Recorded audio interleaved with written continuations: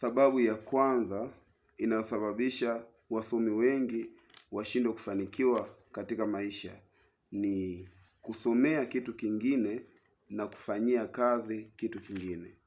Unakuta mtu labda amesomea ualimu, kuwafundisha wanafunzi, alafu anakuja kufanya biashara.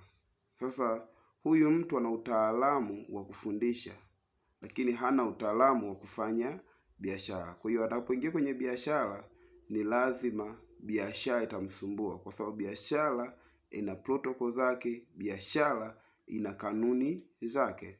Kwa hiyo ili huyu mtu aweze kuperform vizuri, inabidi aache kile kitu alichojifunza, aache ile mitazamo aliyokuwa nayo ama maarifa aliyojifunza huko kuhusu kufundisha, na aanze kujifunza biashara, aanze kujifunza jinsi ambavyo biashara zinaenda. Basi huyu mtu kama ataamua kuacha ile mitazamo aliyokuwa nayo na akaingia kujifunza vitu vipya, akaingia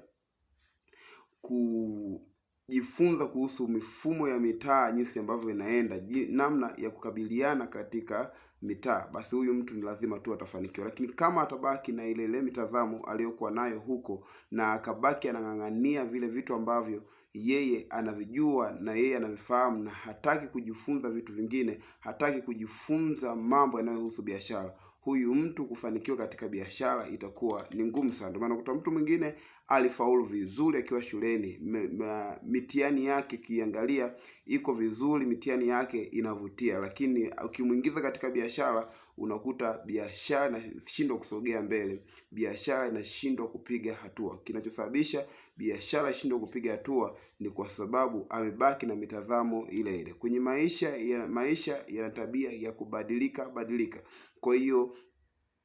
Kwa hiyo kile ambacho umejifunza shule na kile ambacho kiko mtaani ni vitu viwili tofauti. Kwa hiyo pamoja kwamba umejifunza huko, lakini bado una uhitaji mkubwa sana wa kupata mafundisho mengine, wa kupata elimu nyingine. Unapopata elimu, basi hiyo elimu itaweza kukusaidia wewe kutoka hatua moja kuelekea hatua nyingine. Kwa mfano, mtu labda akawa yeye ni fundi kushona, akiletewa gari hataweza kulitengeneza lile gari kama hana maarifa ya kutengeneza gari. Kwa hiyo ili aweze kutengeneza gari, inabidi aache ile maarifa ya kufundi kushona, apate maarifa ya kutengeneza magari, basi ataweza kuwa fundi magari. Niseme hivi kuwa asante sana kwa kutazama video hii, na Mwenyezi Mungu akubariki.